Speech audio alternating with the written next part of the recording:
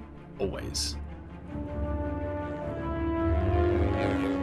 The Sith are all powerful.